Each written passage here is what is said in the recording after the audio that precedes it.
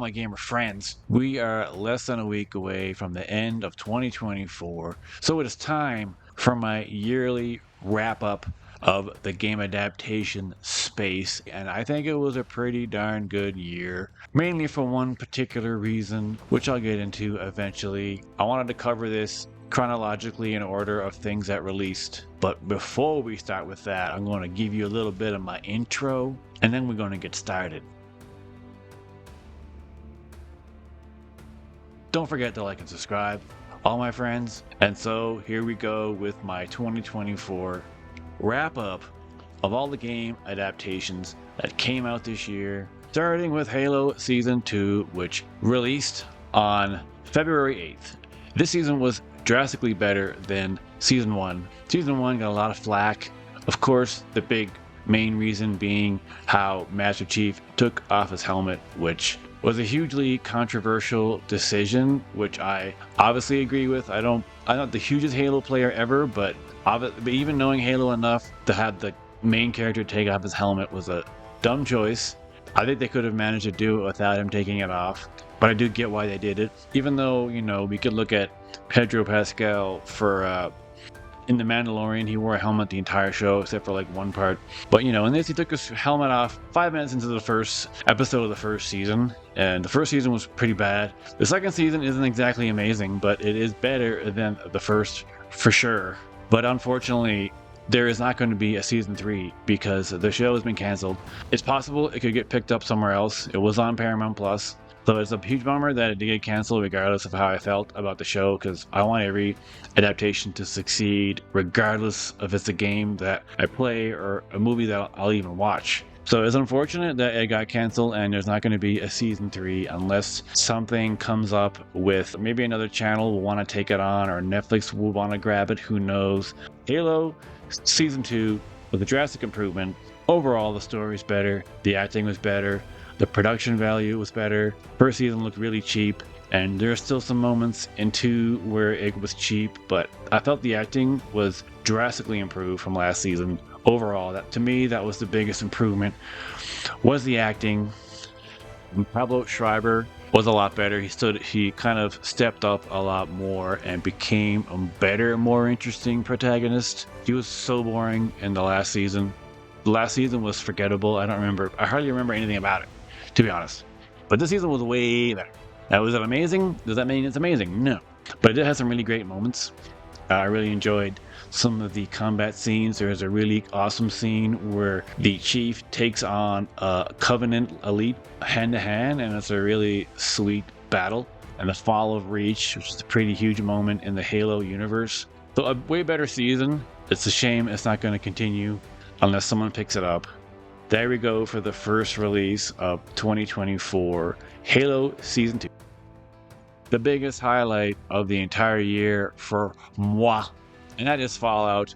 The amazing Fallout TV show released on April 10th on Prime, and it was announced in around 2020, and I was the most excited for this adaptation than any ever period, because Fallout's one of my favorite game franchises, and I couldn't be happier with how this show turned out. It was absolutely perfect and nailed everything about the Fallout world. The design of the world was exactly like the games, the clothes, the design of the world itself, production design, the production quality, the digital effect quality, all of it was just absolutely perfect, on point. The acting was spectacular. Ella Purnell, Aaron Morton was amazing, but of course Mr. Walton Goggins, who was absolutely phenomenal as the Ghoul, and he even got nominated for an Emmy Award, which I thought was amazing. He didn't win. I think the fact that he got nominated was a big enough deal for the fact that someone who's dressed like a mutated, radiated creature gets nominated for an Emmy because they're just too damn good, and you couldn't deny that. Which is, awesome to see.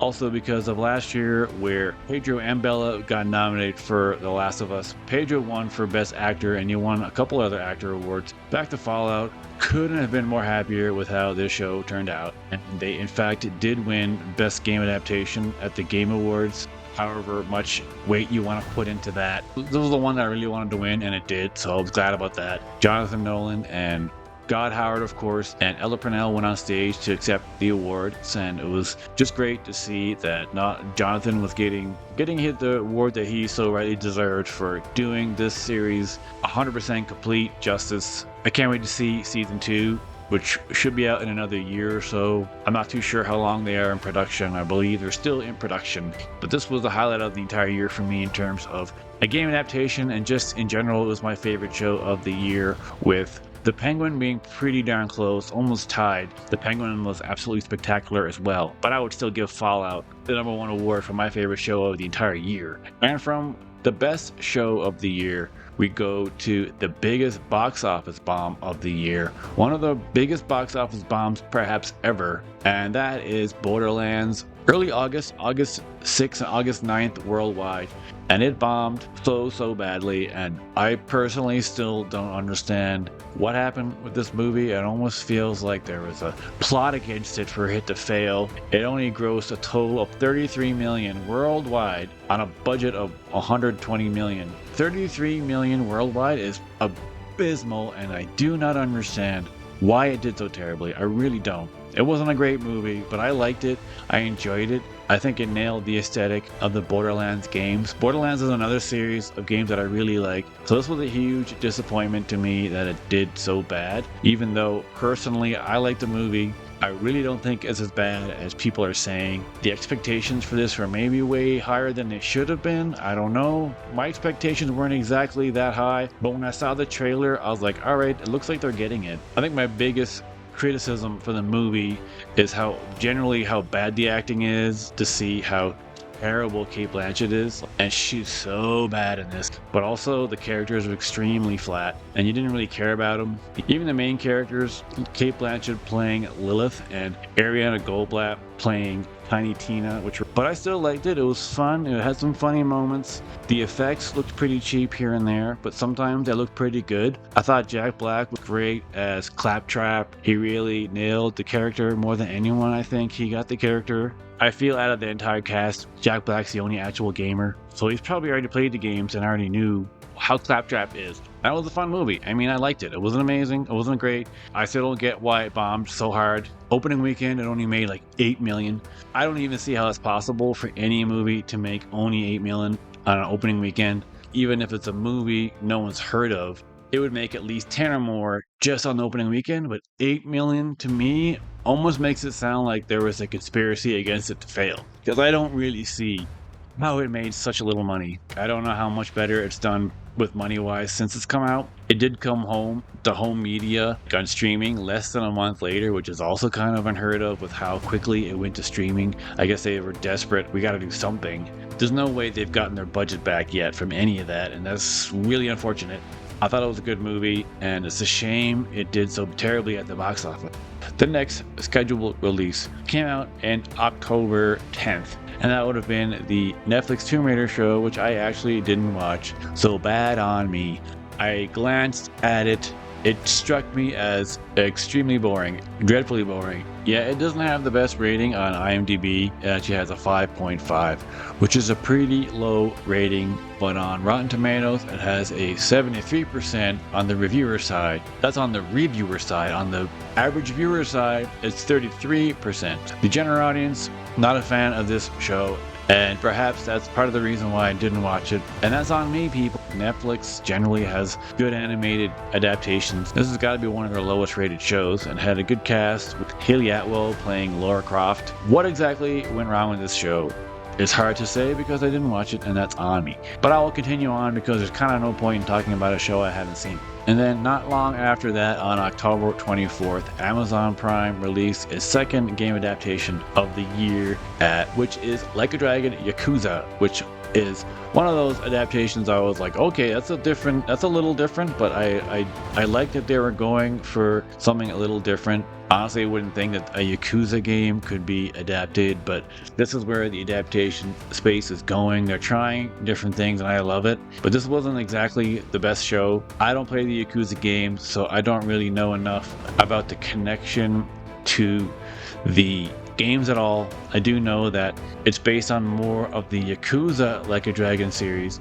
In the games, it's called Yakuza Like a Dragon, not Like a Dragon Yakuza. I think they did that just for the general audience who doesn't have a clue that it's based on a game. The game series themselves are hugely popular. They've been around since like 2007. They've been around for like 2000, 2008, 2005, I think, the game series, I mean. So, but I mean, this was a pretty average story. I mean, it was just kind of not, the story wasn't really anything to write home about.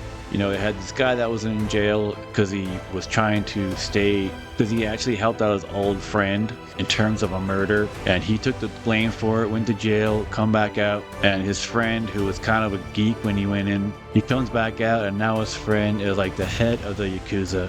Because the old head was his dad. This other character killed his own dad, who was the Yakuza head, and then he took over the role. So that one character is actually kind of a geek, and I never really understood how he became the head of the Yakuza when, before he went into jail, he was just this huge pussy. It was basically the only word I can think of.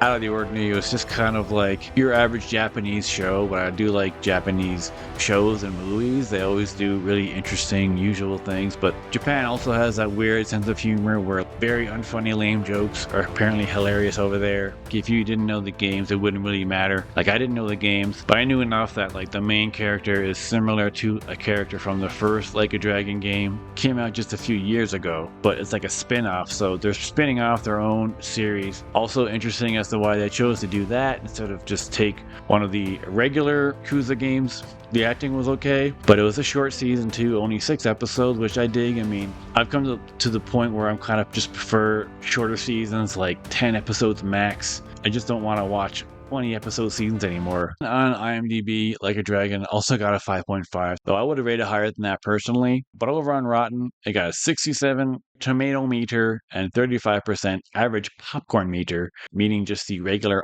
audience and not paid reviewers that do it for a living. So it doesn't have the highest rating, but I'd still give it a rating higher than that. I'd give it like a 6.5 overall. Not the best show, not the worst show. And then on November 9th, Netflix released the 2nd season of Arcane. This was another excellent show. Beautiful, beautiful animation. Can't gush enough about how visually stunning this is just to look at. Personally, I think the show is great, but I wouldn't have given it as high as a rating as it has. I mean, every episode from the season on IMDb was given a 9 or more. But overall, the entire show has a 9.1, that's including the first season, which came out in 2021, so it took them 3 years.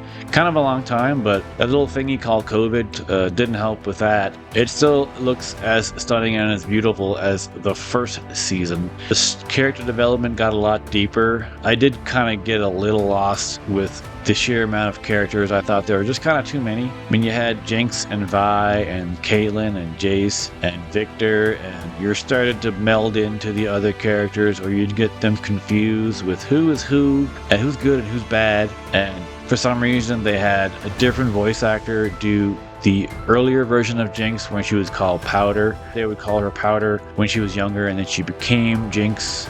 And Jinx was voiced by Ella Purnell, so that's 2 highly rated, high-quality game adaptations in 1 year that she was involved in. Is that where she's going in her career? Because that's great. I thought she was awesome in both, especially in Fallout. I thought she was awesome in that. I don't even know if she got nominated for her performance. I don't even think she did, but I thought she should have gotten at least a nomination. Visually stunning. I mean, to me, I love it just for that, regardless of how I feel about other things, or hugely convoluted story I felt, based on League of Legends, but I don't play those games at all, so I have no clue about the connection to the games. But a stunning show to just look at, and as someone who really loves animation, I really do love animation for the look of it and not so much the story and acting. But when a show has all of that, it's even better. So this is definitely one of the best adaptations of the year. Continuing on with another Prime show, Secret Level, which just came out a few weeks ago, December 10th on Prime. So that's 3 adaptations in the year for Prime. They seem to be going all in on this adaptation thing, which is great. But I actually didn't think the show was all that compared to the ratings of how well it was received. On IMDb, it has a 7.6 rating overall. which I wouldn't give it a 7.6. I'd probably give it a 6.5, maybe even lower. Rotten Tomatoes, it has a 65% average tomato meter, 79 on popcorn meter. But I really didn't think it was all that good. Every episode was short, 20 minutes or less. Some episodes were only like 10 minutes. The difference in quality of the episodes was pretty drastic. When I go through IMDb and look at each episode and the ratings are all over the place. Like there's some episodes that are rated an 8 or above, but then there's some episodes that are rated 5 or lower. The highest rated episode of the entire season, 8.8, the Warhammer 40,000 episode. And the lowest rated episode is 4.7, so that's a pretty big difference between episodes in the same season. But I do agree with that rating for the last episode. Episode 15 was abysmal. It was literally just a commercial for PlayStation. PlayStation has their hands all over this, and this is just after them having one of the worst years as a company ever. Like, I pretty much don't even like PlayStation at all anymore because they're just such a scummy, greedy company. I think they don't give a shit about their fans, and they will screw them over any chance they get. Yes, in terms of like actual exclusive type titles that are only on one system, there wasn't any from Xbox, which I thought was kind of interesting. And any games that were the majority of the games are cross-platform or on PC, but some of the games I never even played. There's like a Dungeons and Dragons episode influenced by Dungeons and Dragons, but there are, episodes for games I've never played in my life, like the New World or Crossfire. But another one which I thought was so dumb, they decided to make an episode for a game called Concord, which came out earlier this year and bombed so hard that PlayStation actually removed it from the store. That's how bad it is. Before a game even came out, they were heralding it as like the second coming in hero shooters. God knows why. They put all their money into this game and it bombed so bad. I honestly couldn't care. I was laughing like, this game is going to be terrible. Everybody knew it was going to be terrible. Some people thought it was actually a pretty decent game, but considering they actually removed it from the store so nobody can buy it or play it, says a lot. So the fact that they decided to make a full episode on Secret Level for a game that hasn't even come out yet, and now the game came out and it's absolute trash. So bizarre that they would even do that. There are no other exclusives. There are no Xbox exclusives. Most games in it are like cross-platform. They even have an episode for a game called Exodus, what hasn't come out yet either. We don't know if that's going to be good or not yet. So it's just weird to make episodes for games that hasn't been released. I'm sure before the season came out, the jackasses who made Concord were like, well, it's going to be great. This game's going to be so good. We should make an episode on this show. But I mean, the episode isn't rated that low. It's 6.3, third or fourth lowest rated episodes. And I remember watching it and thinking, okay, this isn't that bad. I mean, regardless of the game. I actually think I probably liked the Mega Man episode the most. My biggest issue overall is how every episode just didn't feel finished. It almost feels like it's just about to like going and then ends. It kind of feels like it ends at the end of the second act and there's no third act. It would just kind of end abruptly a lot of times. At the same time, I didn't even really care. These episodes were boring. I basically just forced myself to watch it because it was an interesting concept. It's a lot like Love, Death, and Robots, which came out on Netflix, and that's great as well. I think that's a better show. Of course, I'm interested to watching this because it's based around video games, but I really wasn't all that impressed. Wasn't really all that happy or satisfied with it, but it has a pretty decent rating. The episode rating discrepancy is a little weird. It doesn't generally happen on TV shows, but when it's in a show like this where it's an anthology of like every episode is different, it's hard to know what to expect. But the last episode is so bad.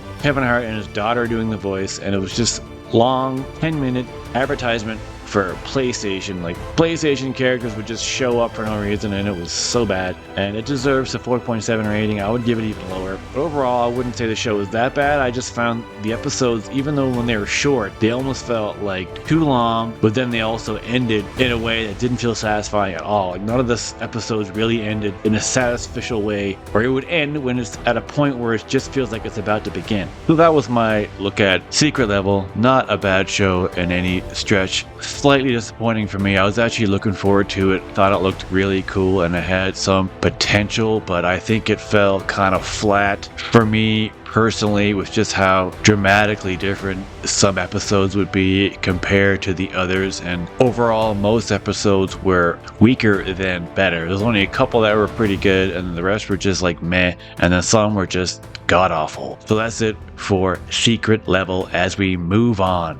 And rounding out the year of 2024 with the last big release of the year being Sonic 3. This is another adaptation that I have not seen yet, so I really can't comment on what it's like personally, but it is getting some great ratings from what I'm hearing. Mr. Jim Carrey is in it, one of my personal heroes. I absolutely love Jim Carrey, so I will see this just to see him. Just like the last two Sonics, I watched them just because he's in it, because for me that's the biggest draw of the entire series overall, over the fact that it's Sonic. I'm not the biggest Sonic fan ever. Sonic's fine, whatever, but I was always more of a Nintendo kid when I was younger. Now I could kind of care less about Sonic or Mario, but it has a great rating on IMDb and Rotten Tomatoes. IMDb 7.4, Rotten Tomatoes 88%. It's getting good reviews. It came out December 20th, so it's only been around for about a week, but it's doing really well. It's doing good in the box office. But because I have yet to see it, I cannot comment on the film myself personally until I actually see it. Alright, all my gamer friendulums, that is it for the 2024 wrap-up of all the game adaptations, at least I'm aware of. Maybe I missed one. I hope I didn't. I feel like I might have missed a couple. Who knows? There could be some that flew under the radar I didn't know about at all. So if you're watching this, thank you for watching. Don't forget like and subscribe. But if I missed something, if I missed an adaptation, let me know. And let me know what your thoughts are of the year and your favorite adaptation. For me, obviously by far, it's Fallout. Best adaptation ever done, period, so far. But this was a really great year. It's kind of hard to decide it was better than last year, because 2023 was a banner year with Last of Us and Mario doing so well first. And other shows that are like Twisted Metal, I really liked actually more than I was thinking. This year there was more that came out, I feel like, but that's about all I'd actually say for the year of 2024. Next year isn't looking like it may be as big as a year yet. Things coming out though. The Last of Us Season 2 should be coming out middle of the year. So that's going to be the biggest release of next year for sure. And obviously I can't wait to see that. We'll have to wait to see until next year how that turns out. But thanks again all my friends for watching. Don't forget to like and subscribe. But above all else, don't forget to keep gaming.